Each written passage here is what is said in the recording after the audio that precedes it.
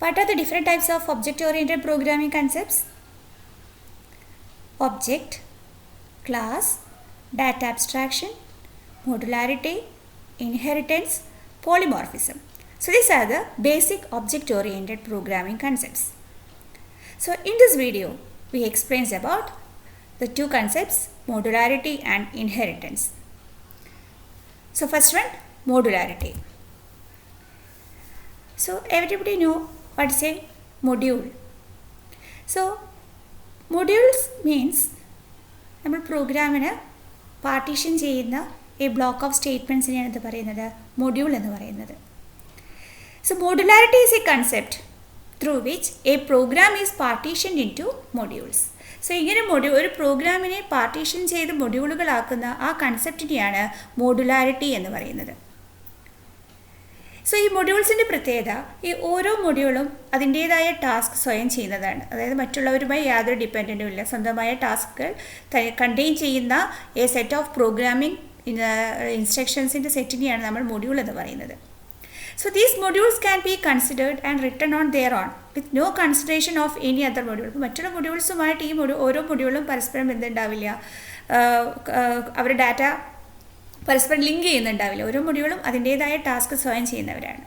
അപ്പോൾ ഈ മൊഡ്യൂളുകളെ കമ്പൈൻ ചെയ്ത് കഴിഞ്ഞാൽ കംപ്ലീറ്റ് സോഫ്റ്റ്വെയർ ആയി ലാസ്റ്റ് നമുക്ക് അതിനെ ബൈൻഡ് ചെയ്യിക്കാം. അപ്പോൾ ഓരോ മൊഡ്യൂളും കൂട്ടിച്ചേർത്ത് നമുക്ക് എന്ത് ചെയ്യാം, അതിനെ പൂർണ്ണമായിട്ട് മുഴുവനായിട്ടുള്ള പ്രോഗ്രാമാക്കി മാറ്റാം. അപ്പോൾ അതുകൊണ്ട് നമ്മൾ ആദ്യമേ ഒരു വലിയൊരു ടാസ്ക് കിട്ടിയാൽ അതിനെ എന്ത് ചെയ്യുന്നു, ആ ടാസ്കിനെ ഡിഫറെൻറ്റ് മൊഡ്യൂളുകളായി തിരിക്കുന്നു. ഈ ഓരോ മൊഡ്യൂളും ചെയ്യുന്നത് ഓരോ സെപ്പറേറ്റ് ടാസ്കുകളാണ്. സോ ലാസ്റ്റ് കംപ്ലീറ്റ്ലി ഒരു മുഴുവനായിട്ട് ആ പ്രോഗ്രാം ആക്കണമെന്നുണ്ടെങ്കിൽ ഈ മൊഡ്യൂളുകളെ കമ്പൈൻ ചെയ്താൽ നമുക്ക് എന്തായി മാറാം, ആ ഒരു പ്രോഗ്രാം മുഴുവനായി മാറാം, അല്ലെങ്കിൽ ഒരു സോഫ്റ്റ്വെയർ മുഴുവനാവും. സോ ഇതാണ് മോഡുലാരിറ്റി എന്ന concept. So in object-oriented programming, modularity is implemented with the help of a class. നമ്മൾ object-oriented പ്രോഗ്രാമിൻ്റെ കേസിൽ ക്ലാസ് വെച്ചിട്ടാണ് നമ്മൾ മോഡുലാരിറ്റിയെ ഇംപ്ലിമെൻറ്റ് ചെയ്യുന്നത്. ഇപ്പോൾ നോക്കൂ, നമ്മുടെ ഫോർ എക്സാമ്പിൾ നമുക്ക് സ്കൂളിൽ ഒരു സോഫ്റ്റ്വെയർ ഉണ്ടാക്കണം. So this is A main module. അത് നമ്മൾ വീണ്ടും ഡിവൈഡ് ചെയ്തു. ഒരു സ്കൂൾ എന്ന് പറയുമ്പോൾ അവിടെ സ്റ്റുഡൻറ്റ് ഉണ്ടാവും, ടീച്ചറും ഉണ്ടാവും. അപ്പോൾ സ്റ്റുഡൻസ് എന്ന് പറഞ്ഞ മൊഡ്യൂൾ വേറെ ക്രിയേറ്റ് ചെയ്തു, ടീച്ചർ എന്ന് പറഞ്ഞാൽ വേറെ ക്രിയേറ്റ് ചെയ്തു.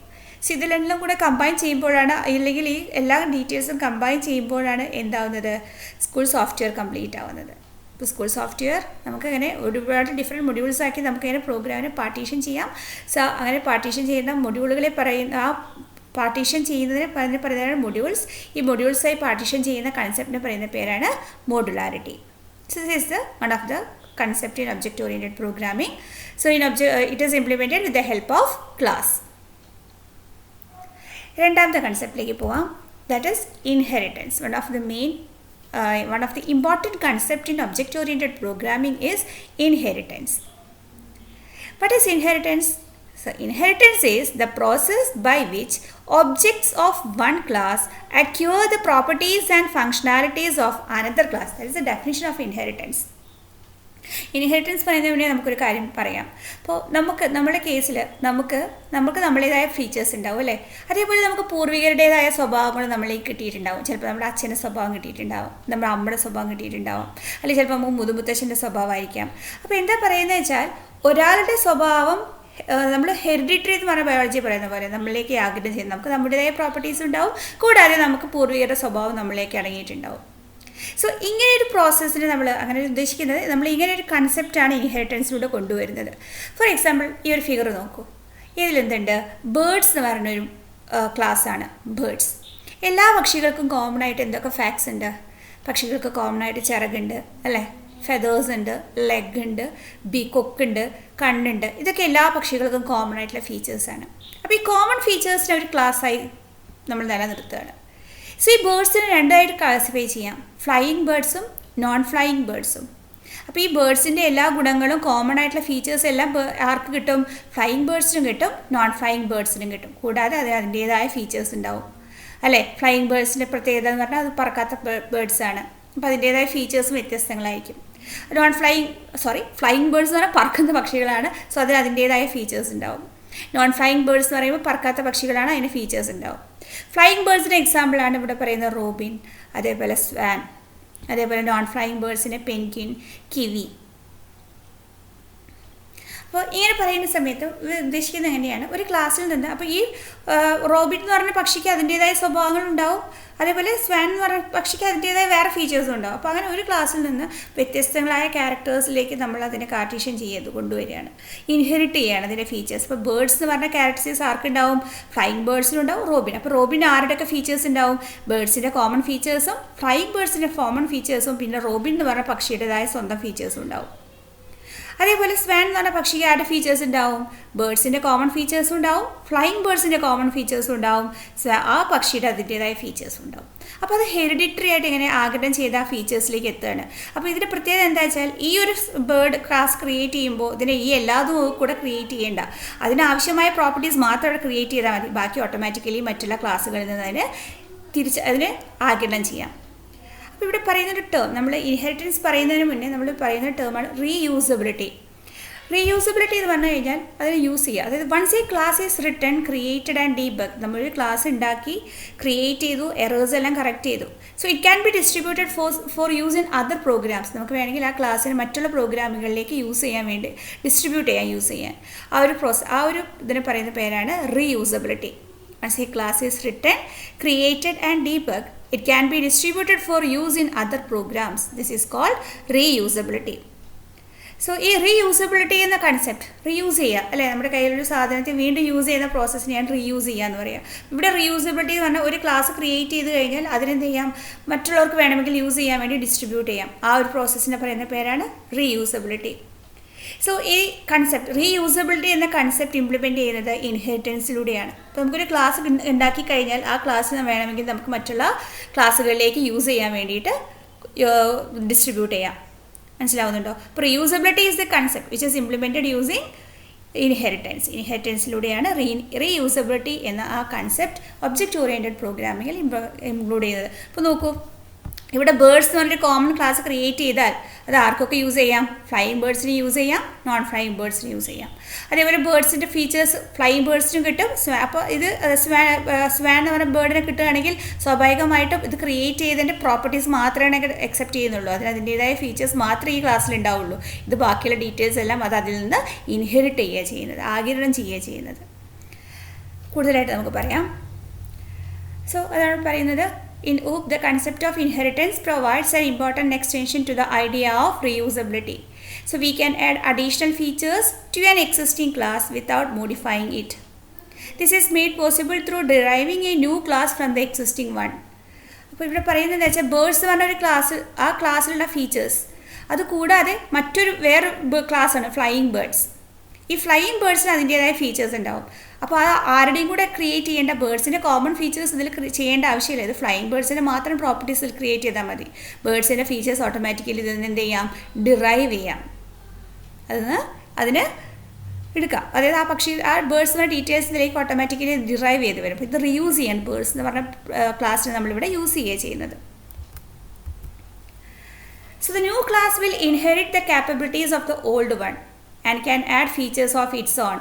അപ്പോൾ ഈ പുതിയ ക്ലാസ്, ഇപ്പോൾ ബേർഡ്സ് എന്ന് പറഞ്ഞ ക്ലാസ്സിൽ നിന്ന് ഇൻഹെറിറ്റ് ചെയ്യുന്ന ബേർഡ്സ് എന്ന് പറഞ്ഞ ക്ലാസ്സിന് ഡിറൈവ് ചെയ്യുന്ന ക്ലാസ്സുകളാണ് ഏതൊക്കെ, ഫ്ലൈയിങ് ബേർഡ്സും നോൺ ഫ്ലൈയിങ് ബേർഡ്സും. ഇപ്പോൾ ബേർഡ്സ് എന്ന് പറഞ്ഞ ഈ ഫ്ലൈയിങ് ബേർഡ്സ് എന്ന് പറഞ്ഞ ക്ലാസ് ഇൻഹെറിറ്റ് ചെയ്യുന്നത് മറ്റ് ഓൾറെഡി എക്സിസ്റ്റ് ചെയ്യുന്ന ബേർഡ്സ് എന്ന് പറഞ്ഞ ക്ലാസ്സിൻ്റെ പ്രോപ്പർട്ടീസിനെയാണ് ഇൻഹെറിറ്റ് ചെയ്ത് വരുന്നത് അല്ലേ. So these existing class is called the base class. അപ്പോൾ ഓൾറെഡി ഉള്ള ക്ലാസ്സിന് പറയുന്ന ബേസ് ക്ലാസ് എന്നും ന്യൂ ക്ലാസ്സിന് പറയുന്ന പേരാണ് ഡിറൈവ്ഡ് ക്ലാസ് എന്നും.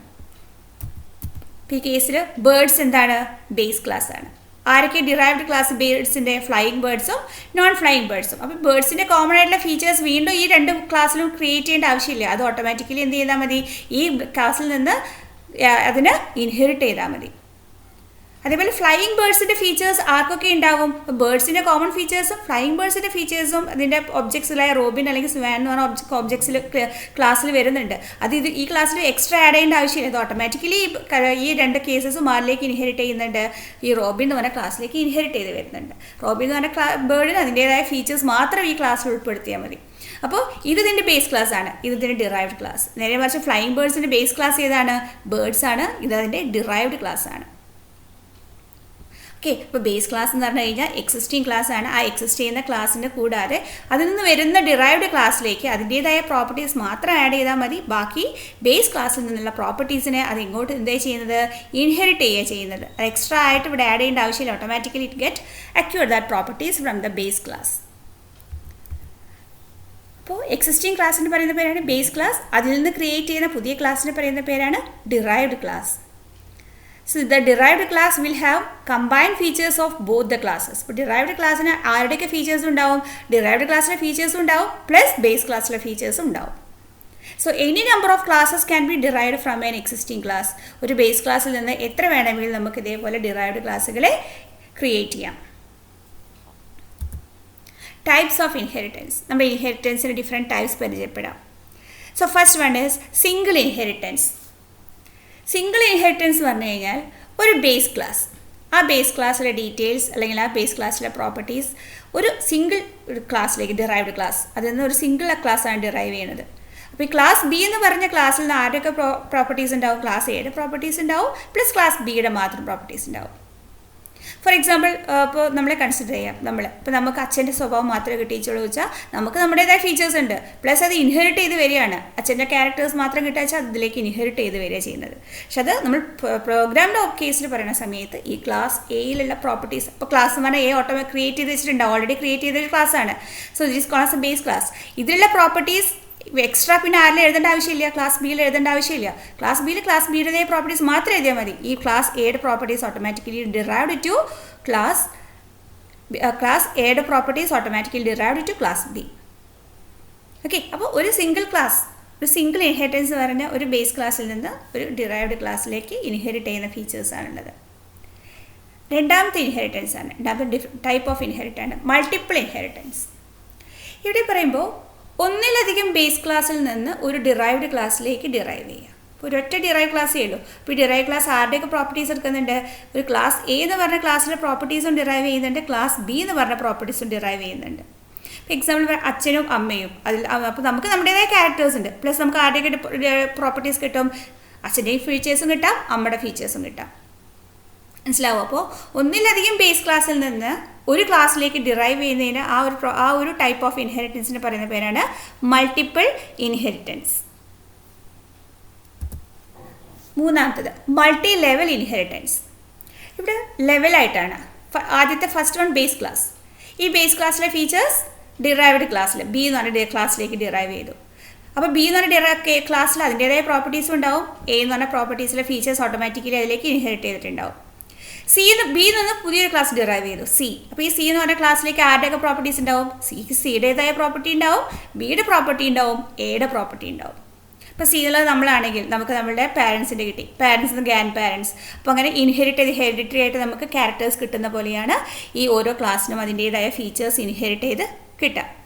അപ്പോൾ ക്ലാസ് സിക്ക് അതിൻ്റേതായ പ്രോപ്പർട്ടീസ് മാത്രം എഴുതിയാൽ മതി, ബാക്കി ക്യാരക്ടേഴ്സ് ബിയിൽ നിന്നും കിട്ടും എയിൽ നിന്നും കിട്ടും. പക്ഷേ ബിക്ക് ആരുടെ മാത്രമേ കിട്ടുന്നുള്ളൂ, എയിലുള്ള ഫീച്ചേഴ്സ് മാത്രമേ ബിയിലേക്ക് അക്സെപ്റ്റ് ചെയ്യാൻ പറ്റുന്നുള്ളൂ.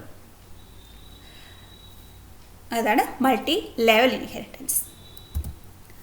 Hierarchical inheritance. നാലാമത്തെ ടൈപ്പ് ഓഫ് ഇൻഹെറിറ്റൻസ് ആണ് ഹൈറാർക്കിക്കൽ ഇൻഹെറിറ്റൻസ്. ഇവിടെ എ എന്ന് പറഞ്ഞൊരു ബേസ് ക്ലാസ്, അതിൽ നിന്ന് ഒന്നിലധികം ക്ലാസ്സിലേക്ക് ഡിറൈവ് ചെയ്യുകയാണ്. എ എന്ന് പറഞ്ഞ ബേസ് ക്ലാസ്സിൽ നിന്ന് ഒന്നിലധികം ക്ലാസ്സിലേക്ക് ഡിറൈവ് ചെയ്യുക. മനസ്സിലാവുന്നുണ്ടോ? ഒരു അച്ഛനാണെങ്കിൽ ആ അച്ഛൻ്റെ അതേ ക്യാരക്ടേഴ്സ് രണ്ട് മക്കൾക്കും ഈക്വലായിട്ട് കിട്ടിയിട്ടുണ്ടാവും. അപ്പോൾ ബി എന്ന് പറഞ്ഞ ക്യാരക്ടേഴ്സ്, ബി എന്ന് പറഞ്ഞ ക്ലാസ്സിന് അതിൻ്റേതായ ഫീച്ചേഴ്സ് ഉണ്ടാവും, പ്ലസ് ആരുടെ ക്യാരക്ടേഴ്സ് ഉണ്ടാവും, എയുടെ ക്യാരക്ടേഴ്സ് ഉണ്ടാവും. അതേപോലെ സി എന്ന് പറഞ്ഞ ക്ലാസ്സിൽ ആരുടെ ഫീച്ചേഴ്സ് ഉണ്ടാവും, അതിന് അതിൻ്റേതായ ഫീച്ചേഴ്സ് ഉണ്ടാവും, പ്ലസ് ആരുടെ ഫീച്ചേഴ്സും ഉണ്ടാവും, എ എന്ന് പറഞ്ഞ ക്ലാസ്സിൻ്റെ ഫീച്ചേഴ്സും ഉണ്ടാവും. അപ്പോൾ ഒരു ബേസ് ക്ലാസ്സിൽ നിന്ന് ഒന്നിലധികം ഡിറൈവ്ഡ് ക്ലാസ്സിലേക്ക് ഡിറൈവ് ചെയ്യുന്നതിനെയാണ് ആ ഒരു ഇൻഹെറിറ്റൻസിനെ പറയുന്ന പേരാണ് hierarchical inheritance. Last one, hybrid inheritance. Hybrid inheritance is a mixing of all the other four. ഏതൊക്കെയാണ് other four? Single inheritance, multiple inheritance, multi-level inheritance, and ഏതൊക്കെയായിരുന്നു ഒന്നുകൂടെ പറയാം. Single inheritance, multiple inheritance, multi level inheritance and hierarchical inheritance. ഈ 4 ഇൻഹെറിറ്റൻസും mix ചെയ്യുന്നതാണ് hybrid inheritance. നോക്കൂ, ഇത് ഏതാണ് inheritance? A B C എന്ന് പറയുമ്പോൾ എ ബി ഡി എന്ന് പറയുമ്പോൾ എന്തായി? മൾട്ടി ലെവലായി അല്ലേ? എ സി ഡി എന്ന് പറയുമ്പോൾ എന്തായി? Multi level. എയിൽ നിന്ന് ബിയും സിയിലേക്കും ഒരു ബേസ് ക്ലാസ്സിൽ നിന്ന് ഒന്നിലധികം ഡിറൈവ്ഡ് ക്ലാസ് നമ്മളിപ്പോൾ പഠിച്ചേ ഉള്ളൂ. ഏതാണ്? ഹൈറാർക്കിക്കൽ ഇൻഹെറിറ്റൻസ് ആണ്. ഒന്നിലധികം ബേസ് ക്ലാസ്സിൽ നിന്ന് ഒരു ഡിറൈവ്ഡ് ക്ലാസ്സിലേക്ക് വരുന്നത് ഏതാണ്?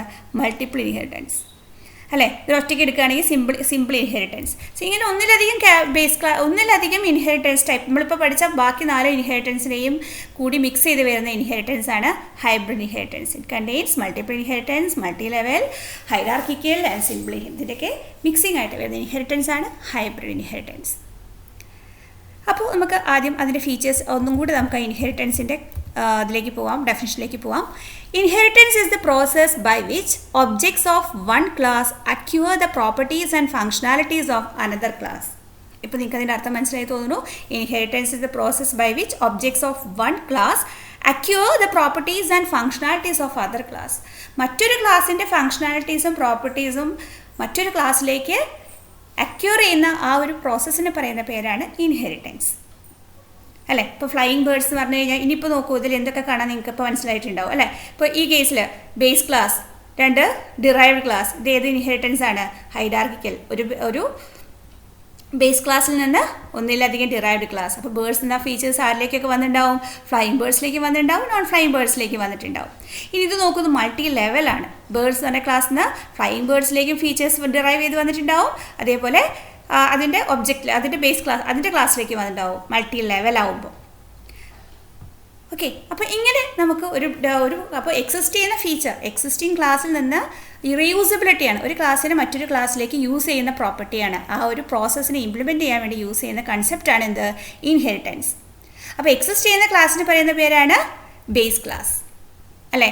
അതൊന്ന് ഡിറൈവ് ചെയ്യുന്ന ക്ലാസ്സിന് പറയുന്ന പേര്, അതിൻ്റെ ഫീച്ചേഴ്സ് മറ്റൊരു ക്ലാസ്സിലേക്ക് വരികയാണ്, അതിൻ്റെ പറയുന്ന പേരാണ് ഡിറൈവ്ഡ് ക്ലാസ്. അപ്പോൾ 2 ടേം നമ്മളോട് പഠിക്കുന്നുണ്ട്. ബേസ് ക്ലാസ് എന്താണ്? ഡിറൈവ്ഡ് ക്ലാസ് എന്താണ്? Okay, so there are different types of inheritance: single inheritance, multiple inheritance, multi-level inheritance, hierarchical inheritance and hybrid inheritance.